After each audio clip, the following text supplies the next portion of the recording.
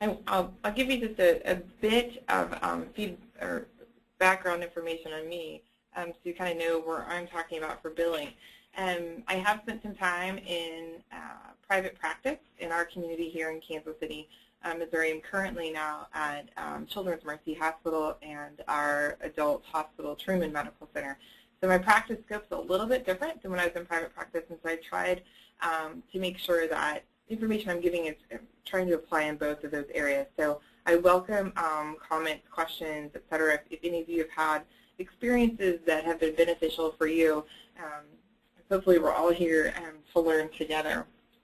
So let's get started. So our objectives today, we'll review some common terms in medical coding, billing, reimbursement, just to make sure that we're all on the same page with the language that we're using. We'll be reviewing the link between transition care and, of course, the buzz phrase with medical homes and chronic disease management. And then also looking at some common CPT codes and some newer CPT codes as well that I think are beneficial for treatment and management and transition. And we'll look at some rules and special nuances associated with those CPT codes. Importantly, I have nothing to disclose. I always joke and laugh and say I'm an academic practice in Midtown. I don't get paid to do anything. Just love what I do. So I'll start out, kind of a joke in that when I started doing transition work, it was a lot of sort of begging, right? I was in private practice, and I loved transition care. That's why I did med-peds as a specialty. And so I would, convince my partners to let me do this work, take on a few patients with Medicaid. And then I found that even as I've transitioned into other areas, that you still are in a situation where you're, although our leaders value the work that we do, we have to be able to sort of justify that existence of that work. And how we do that as healthcare providers is through our billing and our documentation for that. And so I was kind of laugh, if you know how to sell a good deal, you should be in med-peds in transition. So we'll get started with a bit of the alphabet soup and learning some vocabulary when it comes to billing and coding. First is the CPT code, which stands for Current Procedural Terminology. This is a 5-digit numeric code that's used purely to describe sort of what we've done. So, for example, a 99213 is an outpatient office visit, meaning that I did sort of a standard follow-up, perhaps had one alteration in medication, et cetera. And that code defines what I've done for the day or for that visit with the patient. Next is the ICD-9, soon, of course, to be the ICD-10. This stands for International Classifications of Diseases. And it essentially is the codes used by providers, hospitals, et cetera, that indicate disease processes or diagnoses for our patient encounters. This is, as many of us know, is not a perfect labeling system, and it was not ever designed to do that. It was actually designed to monitor disease trends. And so you often have a difficult time finding what you need. One common example is diabetes in the 250.00. And then, of course, there are also V codes associated with the ICD-9, which is what we do when we're caring for patients without injury or illness, such as in a sports physical or health maintenance or well child checks, and then E codes used by emergency medicine colleagues when they're giving supplemental information for a reason for an injury. Unfortunately, right now with the ICD-9, there's nothing in particular that applies to transition work. Next is the RVU, or the relative value unit. This is a number that's used to essentially give a dollar value for the work that you've done. So it takes that CPT code that you've done and applies a dollar amount based on a conversion factor, which I'll talk about in just a minute. That's determined by the Centers for Medicare Services. It essentially describes the time, skill, training, and intensity that you, as the provider, need to provide that given service. So, for instance, if I bill the CPT as a 99213, there's sort of this predetermined amount of baseline skill that goes into doing that visit. There's also a smaller practice expense RVU, which takes into account my 99213 or my office visit and says, okay, so for Dr. Gardner to have performed this follow-up visit, essentially she probably had a nurse do this level of activity, she used this room, she used this number of supplies, and applies that value for my reimbursement. And then there's a smaller amount of a malpractice RVU, which then helps to offset the cost of malpractice for what I'm doing. All of these are for CMS to calculate our reimbursement uses this RVU with a conversion factor that gets adjusted at least annually to maintain budget neutrality for Congress. And then there's the Geographic Practice Cost Indices, or the GPCI, which works in, as you can see over here in the formula, to help really determine sort of what we get paid for. So in an instance of my 99213, they would take my work RVU for that. They would apply this work GPCI, which essentially says, for Dr. Gardner to do this in Kansas City, we'll have a certain factor as opposed to if I were doing the same work in a different part of the country, in New York, for example. The practice RVU, as well as my malpractice RVU. And then that together determines what I actually get reimbursed for the work that I've done.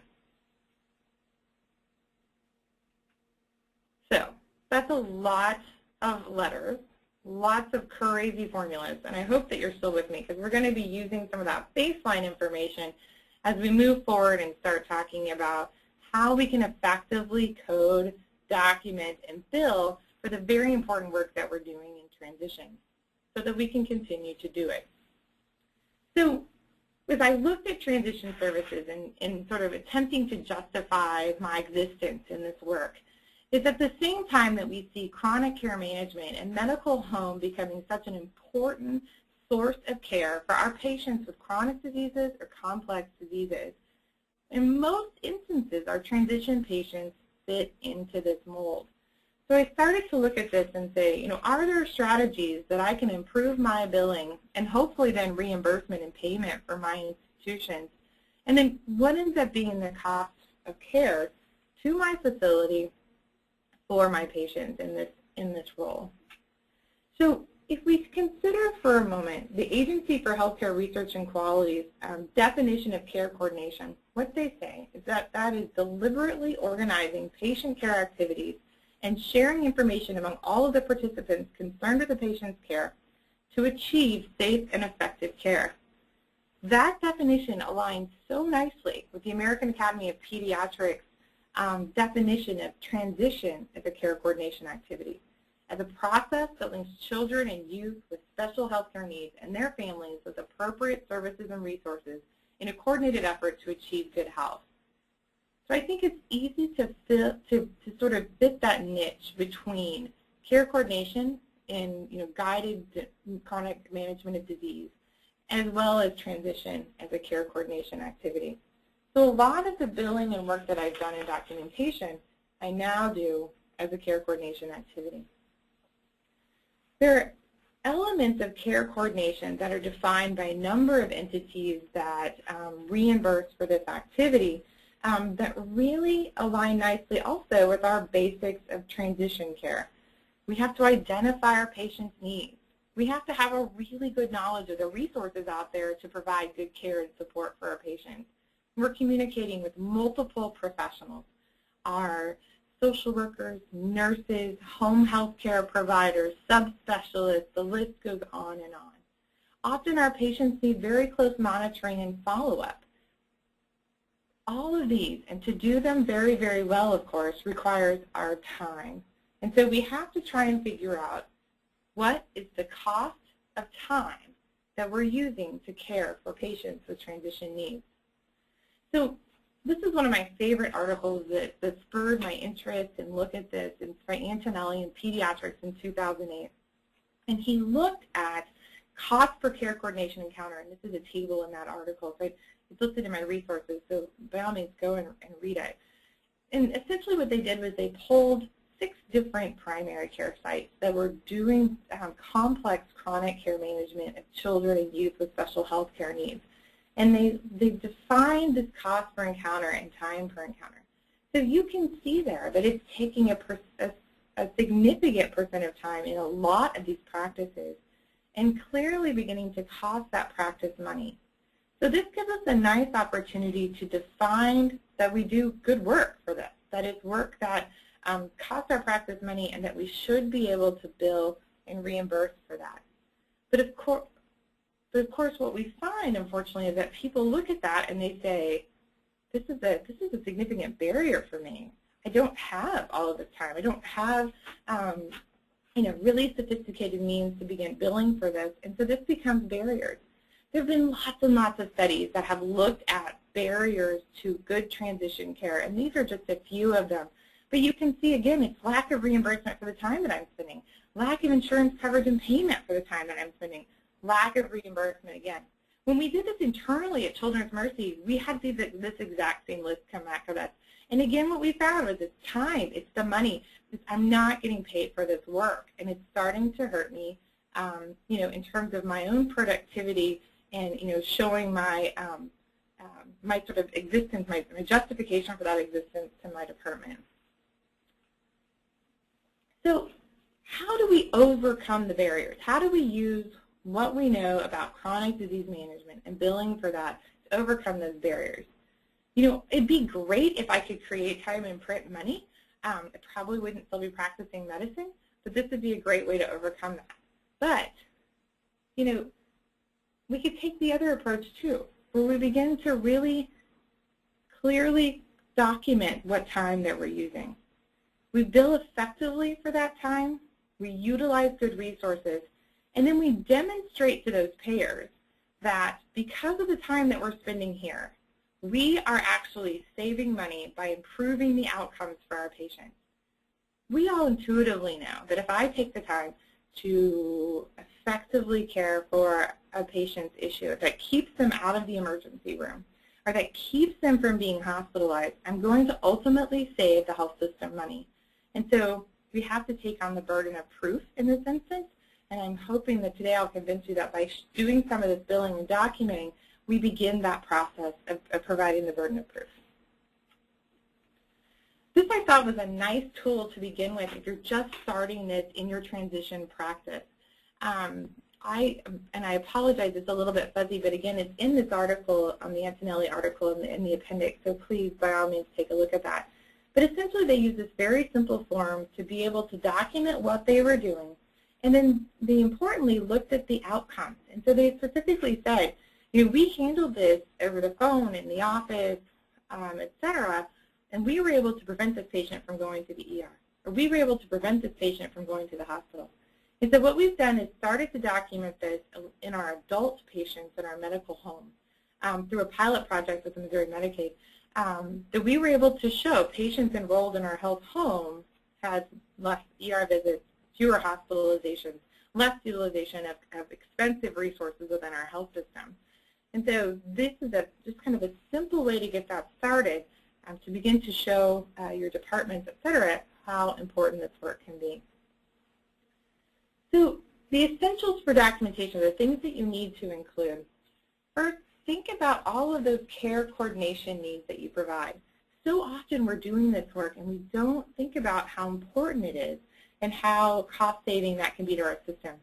So if you're making appointments, if you're following up on a referral, if you're reconciling a discrepancy between a medication list or recommendations, and anytime you're coordinating any type of service for that patient, have some way to document that. You need to document the activity that accomplished the needs. Did you have a telephone discussion, and if so, to whom were you talking? Did you contact with the consultant? Did you do form processing? Did you refer to an agency? Was it written communication, chart review, contact with home care? All those little things that you do throughout the day, if you look at that over the span of 30 days, adds up to a significant amount of time. So one of the ways that we've been able to begin to accomplish this in our very complex electronic medical record is to just have a care coordination document.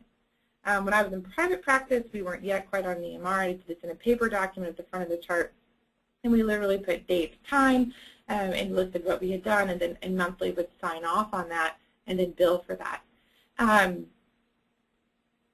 So what's also important then to be documenting after you've done all of this, perhaps in your summary document, is to list those things that were prevented.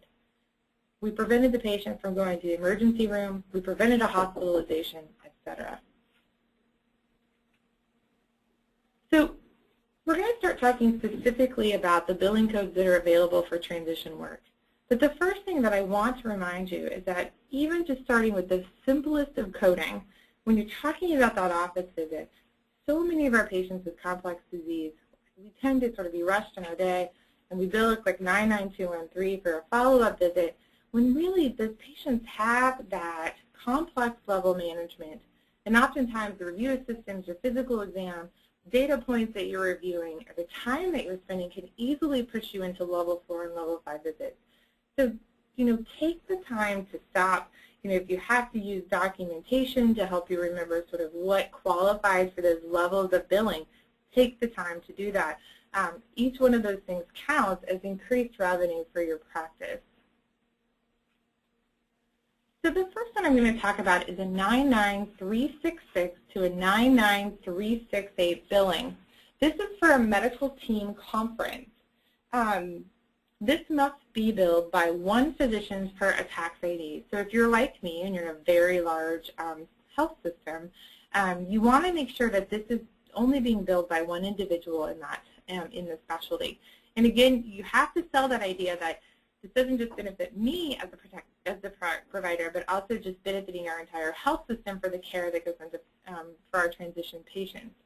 It does require a face-to-face participation with a minimum of 3 healthcare professionals from different specialties. My coding specialists are telling me that it doesn't have to be physicians, but it can also be nurse practitioners, physician assistants, nursing, anybody who's sort of got good knowledge of the care that goes into the needs that go into the care of these patients and can participate in this conference.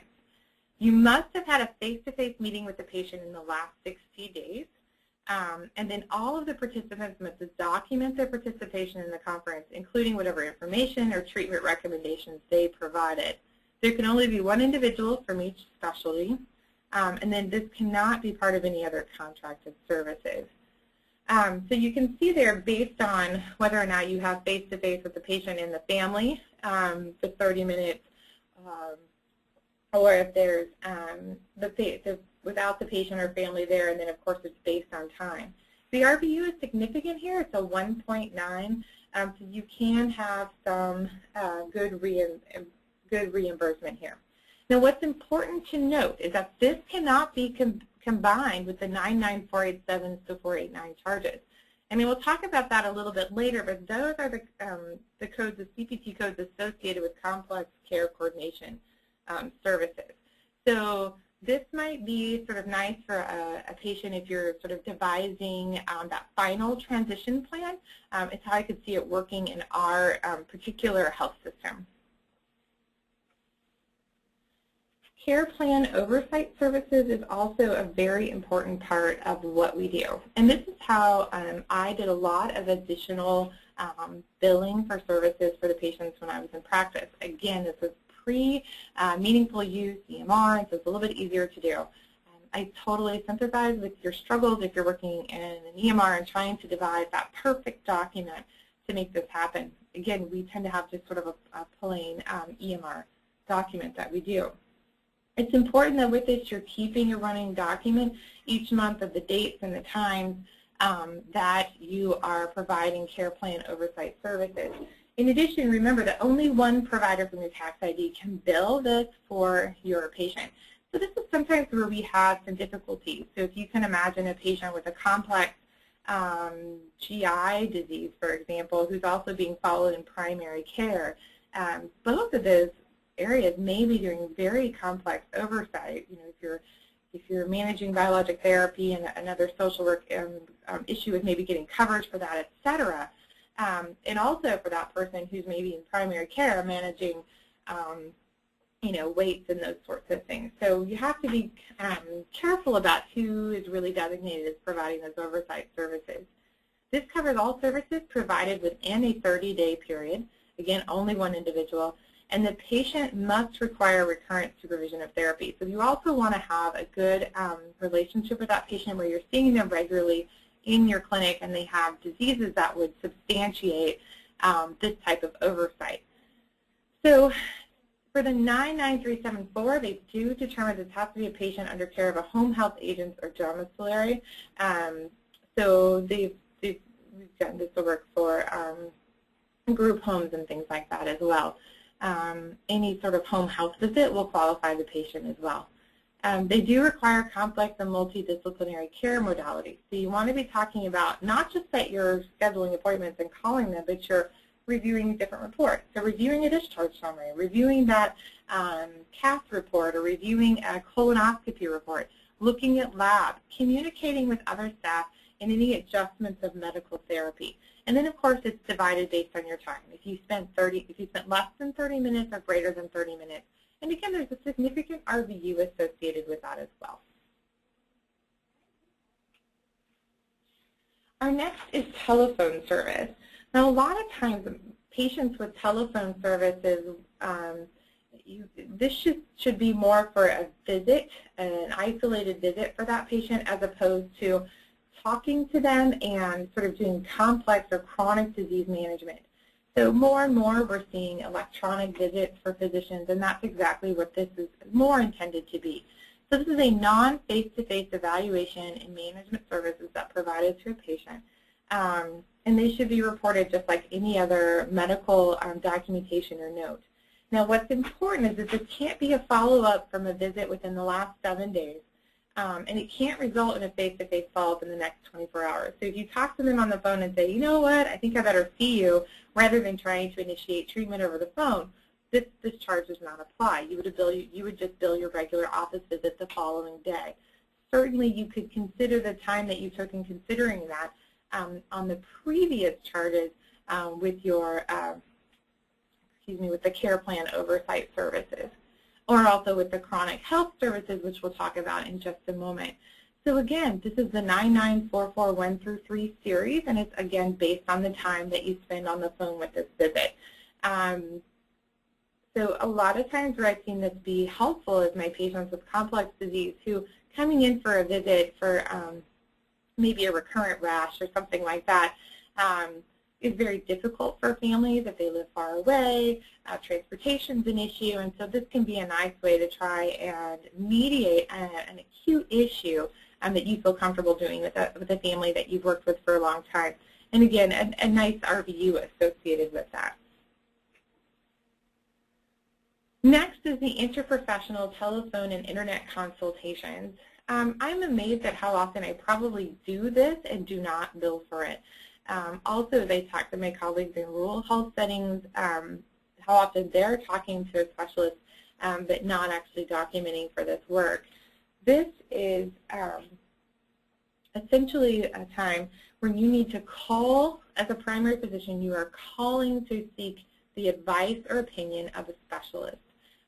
So oftentimes, one of the examples that comes to mind is if you're seeing somebody with fever, et cetera, in your office and you want to talk to the infectious disease specialist, you call, you're just kind of looking for what special tests they might do, or if this particular antibiotic would apply. And so when you're doing that, you can actually be billing for that time that you're using in consultation.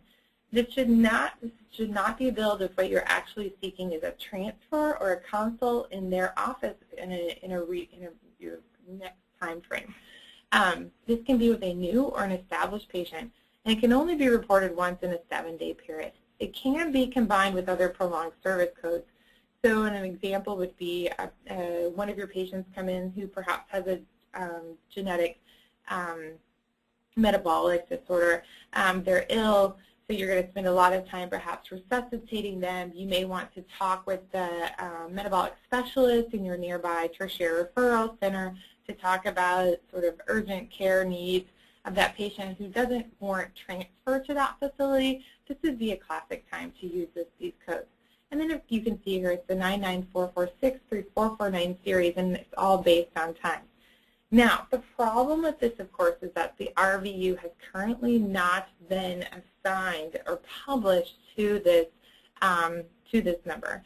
So as I've talked to my coding specialists, what they've been telling me is it's important to be getting these codes on the books to create that sort of blip on the radar for my government folks, so that they recognize that these codes are important, that this work is important to support the outcomes that we're showing for improved health and decreased utilization of expensive resources in our health system. So full disclosure, I've not been great about using these. but this is sort of my goal after the talk today. So the next I want to talk about is transitional care management services. And obviously when we all see transition, we think about our transition of children and youth with special health care needs. But remember, transition also means all those changes and transitions that we see within our healthcare system. So for this in particular, it's transitioning between inpatient, rehab, or a more intensive outpatient setting to back to our outpatient clinic. You can use this code from the date of discharge to 29 days afterwards, and it has to consist of one face-to-face and a subsequent non-face-to-face. But in order for it to apply, you have to have contact with your patient within 2 business days of their discharge. And of course, it must include a medication reconciliation, which is an easy way to make the basis of that contact. I'll tell you, when I find this in my own system, or EMR, I'm notified when my patient's admitted to the hospital. I'm also notified when they're discharged, as long as I'm assigned as their primary care physician. Where this is harder, I think, to capture is for patients who are being admitted or discharged outside of your own health system. If you're not getting good follow-up and documentation of those visits, or the family doesn't know sort of you want to be contacted with that, that can be difficult to capture, particularly when you need that 2 business days contact. So you also have to do a lot of work to make this happen with your contact or your scheduling individuals. So they need to know if someone calls because they need a hospital follow-up, it's important to capture the time of when they were discharged. And if you're still within that 2 business days, to get that forwarded to your nurse right away so that they can make that contact. So the qualifying activities have to be communication, like I said, communication with agencies, which can include a discharge summary, so that you've communicated in some way with the folks who are taking care of your patient at the time of their hospitalization. It could be education, so if they've got a new medicine, if they have a new catheter or something like that, that they need some special support on how to take care of that. Support for treatment regimen adherence. I often use that for insulin therapy. If I think that the reason the patient was admitted to the hospital was for non-adherence to insulin, this is a nice way to follow up and say, gosh, you're feeling so much better. Let's make sure you're understanding and that you really are you're able to get this insulin treatment completed. You can identify any needed community resources. If they now, if there was concerns about how well they were able to care for their environment, et cetera, and then facilitating their access to those resources. The non-face-to-face activities can include the discharge summary, following up on any pending studies. So if there are cultures that are still out there, that's one of the common ones that I'll see. Interacting with the specialist, again, education, reestablishing referrals, so reestablishing home health, physical therapy, those types of things. And then, of course, scheduling their follow-ups and ensuring that those things were done at the time of discharge. There's 2 levels of complexity, moderate or high complexity. And so the 99495, if it's a moderate, you have 14 days till the time of discharge. And then the 99496 with a complex patient must occur within 7 days of discharge. So it's fairly easy to get the 2 business days of non-face-to-face, just a call from your nurse, sort of checking in. And a lot of times that's when we'll do our medication reconciliation to make sure if there were any medication changes that the family's clear about that and that our records are updated as well.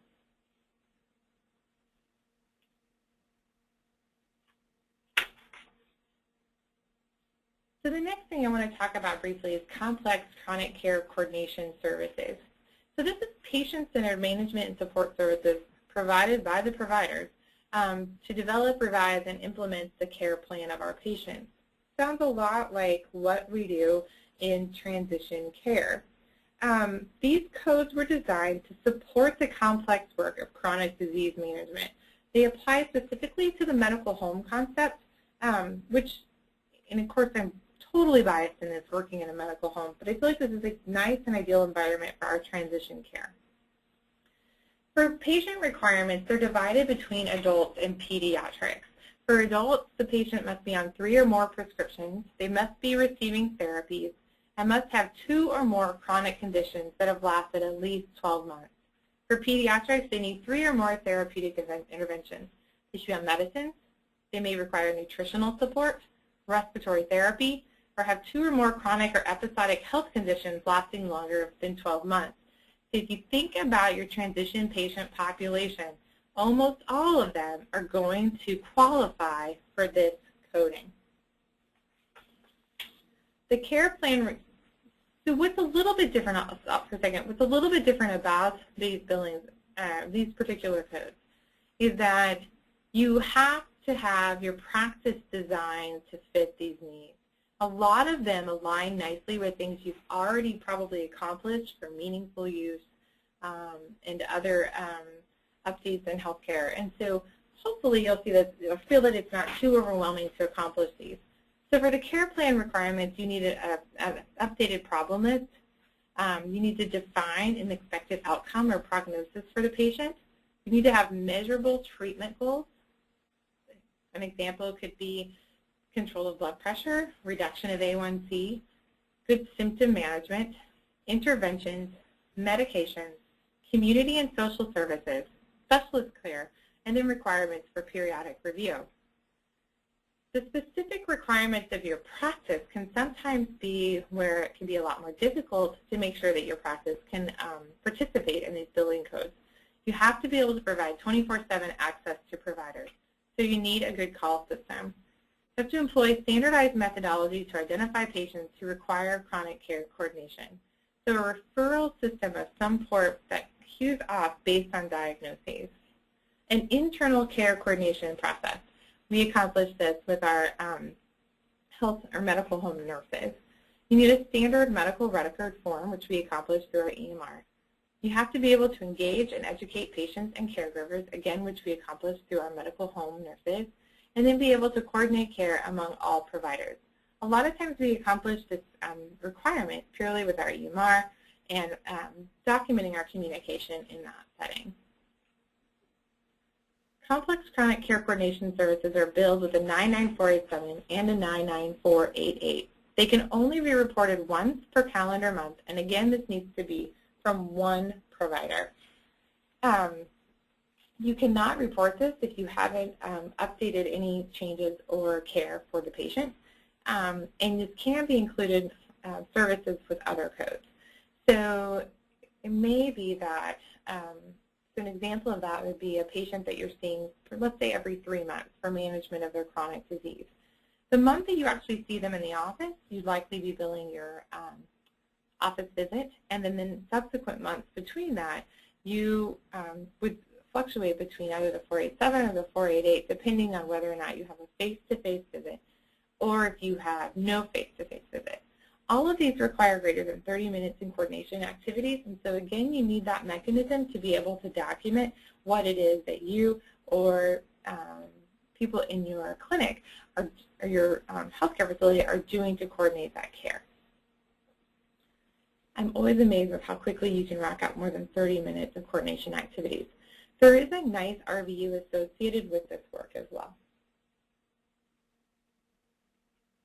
At this time, CMS does still consider this a bundled service. So if you are billing these, if you don't have good reimbursement for this currently in your state or with the insurance program that you're working with, this cannot be billed separately to patients. So again, another code where it makes a lot of sense to have it out there and available to us for the work that we do, and important to be documenting and getting on the radar of our legislators, that perhaps won't have the best reimbursement at this point in time. So of course, I always have to give you the cautions anytime we're talking about billing and coding. The first is you have to be aware of state differences. As you all know, Medicaid expansion did not occur in every state, and in Kansas City, I straddle between Kansas and Missouri, so none of my states have Medicaid expansion, and we're often dealing with that when taking care of some of our complex patients. We have been able to participate in some special programming with Missouri Medicaid in terms of our chronic disease management, which has allowed for some better reimbursement for some of these codes as they're sort of trialing these out in the state of Missouri. There are many overlapping codes, and so you want to know your billing and coding folks and have them give you guidance on how to align and best structure the billing and coding to work for your patient population and the flow of your clinic and the resources available to you in your care of patients. So I can't emphasize enough how helpful it has been to have my billing folks here to help me get through all of the murk of the alphabet soup and numbers of billing for all of this. The other thing is, this is really a call for advocacy, I think, on our part. And one way that we can advocate for this is to be using these codes and to be getting them on the radar of the people who make these decisions. I know that's a whole different talk at another point in this NYMAC series, but I just wanted to reinforce how important that is for us to use the work that we're doing as advocacy as well. We need to be out there and talking to our legislators about payment for our non-patient encounter activities. And we can, again, prove that it's worthwhile in our time by showing those outcomes in our own practices. We need payment for thorough medical summaries. You know, as we look at all the work that we put into doing good summary documents to pass on to our adult providers, that takes time. And we need to be able to be paid for the time that we do with that. We need to have dual reimbursement for both pediatric and adult providers during that transition time. There are some states which allow adult providers to bill as consultants, even as primary care providers, so not doing just sort of general follow-up visit billing, and you can allow that. But again, if we were able to bill a specific transition code and have that from two specialists, that would be incredibly helpful for being able to reimburse for really good time and energy spent in this valuable work. We have to be able to reimburse extended visits with our youngest of patients. So being able to look at the time and those longer visits that we're spending with our patients, reimbursement for the education that we do, and for patient navigation and support, as we know is so critical in the work that we do in transition. So my final slide is just some references, and I think these are all really helpful. Again, if you're at a point in your practice where you're trying to sort of demonstrate your worth to your organization, or you want to start really advocating, I think that this Intan Ali article is really good, particularly in that appendix to help you begin somewhere to begin documenting that work. So I know that this is it's a rather quick discussion of billing, but again, I think it's really important that we're all learning from each other in this, and so I'd like to open it up for questions now that this works for you. Great, thank you, Dr. Gardner. That was a wonderful overview of the billing codes available for transition. A reminder for everybody on the phone that there is a questions tab on your main webinar information. You can go to the questions tab and type in questions that you have for Dr. Gardner, and we will ask her as many questions as time allows. We do have some questions that were entered while you were speaking. The first question: can these codes only be used in primary care, or could specialists use them as well? That is a great question, and yes, specialists can use them as well. What's important is that if you're in a large center, if you have a single taxpayer identification number, only one person from that number can submit that bill. So if your primary care provider is also doing that, as well as a specialist, you're going to have some problems getting that reimbursed. But absolutely, there are a number of my specialists who I know are doing all of this. I always use the GI example, I think, because I work with them and it comes to mind. But if you know a complex patient or metabolic where they're doing a lot of coordination of care for those patients, you can absolutely bill some of these codes. Great. Okay. Our next question is about telephone consult. Who bills for a telephone consult, the consultant or the person who calls for advice? That's a great question, and I often get some flack about this from my consultant colleagues, but it's actually the primary care provider that can bill for this telephone consultant that I have discussed. And because it's what you're actually doing is seeking a specific question or advice for treatment, not a holistic consult. And so it's really to complement a patient where you're sort of stabilizing in a particular situation.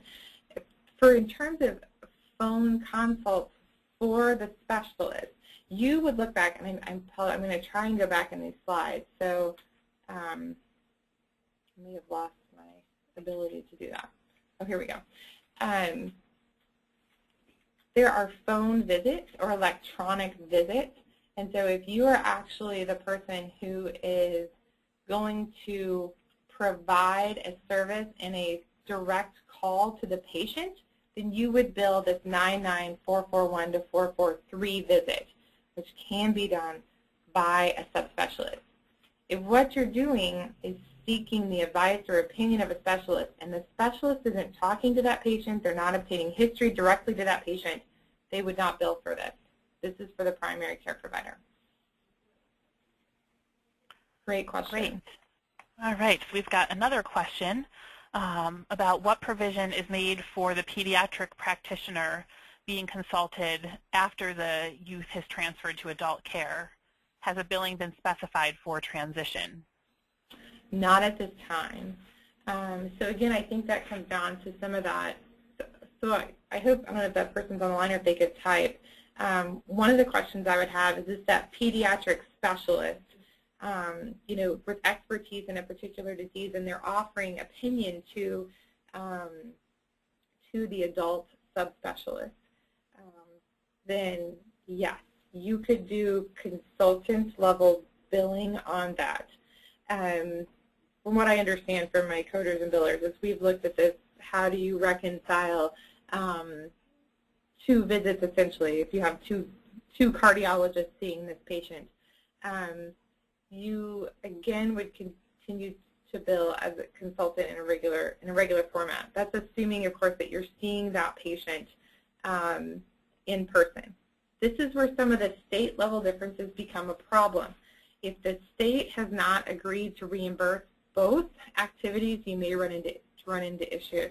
But another time where it's important to be able to document and alert the state or insurance companies that this is necessary work. It'd probably be best if you can have any kind of face-to-face contact or direct contact with that patient for your billing, is where you're going to have the best potential of being actually reimbursed for that work. But that is absolutely an area where we need more and more advocacy to be able to bill and reimburse for those services. There was actually some clarification to that as well, that the question was in relation to turning back to the pediatric care professional in person. There's very little in that situation to support that work financially. There's lots of high-level advocacy being done on that, and I think we just need to continue to support that. The other, the adult subspecialists could bill for that. And again, if there's any way that you could do a face-to-face or direct phone visit with that patient, would be the most beneficial in terms of attempting to get reimbursed for that work. Great. And actually, that's a nice lead-in to a question about your success with getting reimbursed for any of these codes. That's a great question. Again, I'm in a different situation because the medical home where my MedPeds clinic is and where I do most of my transition work now is in a special pilot project with Missouri Medicaid, where we are demonstrating improved outcomes of patients in this medical home. So we are able to get some reimbursement for some of these codes, where in a number of states you can't get the reimbursement. You can only sort of document that you're doing it, and it shows up in your RVU report, which is nice. But eventually those institutions figure out that your RVUs are great, but your collections are horrible, right? So that benefits me in some way. And what I'm hoping is, as we continue to work on these pilots, and I work on and I talk with my individuals in the C-suite, so to speak, of the work that we're doing, they take that information to Jefferson City here in Missouri, and they say, this is very worthwhile that we're able to care for these youth and children with special health care needs, and we're preventing their emergency room visits and hospitalizations, just as we have our complex adults with diabetes, hypertension, and heart disease. So I'm still hoping that our work is counting for something in that respect. I hope I answered your question. The reimbursement's hard, and it really is dependent on where you're located in the country and how your state's reimbursing. Do you have any data yet from that project showing what the reimbursement has been? The question. So the first part of it was what we were able to demonstrate was decreased ER visits and hospitalizations. The next wave of it will actually be numbers. We were able to show a 73% decrease in utilization of expensive healthcare resources. So we feel really good about that. So now our next step is actually defining a dollar amount to that. And I think that data is supposed to be out this summer. It's sort of our next wave of data collection, and so hopefully I'll have that to share at some point. Great. Another question, could this also be used for a mental health consultative model in primary care, and if so, how? Most of the codes apply to mental health care as well. I'm not an expert in mental health, obviously, but what I've been told from my coders and billers is that it does work. I do often use my, available psychologists, et cetera, and use that as different points to strengthen the billing that I have personally as a primary care provider. I don't know that I can answer adequately how well these things can be billed for the mental health provider.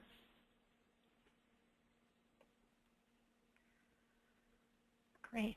All right. I don't see any other questions. Again, one last chance that if you do have any questions for Dr. Gardner, enter them into the question box.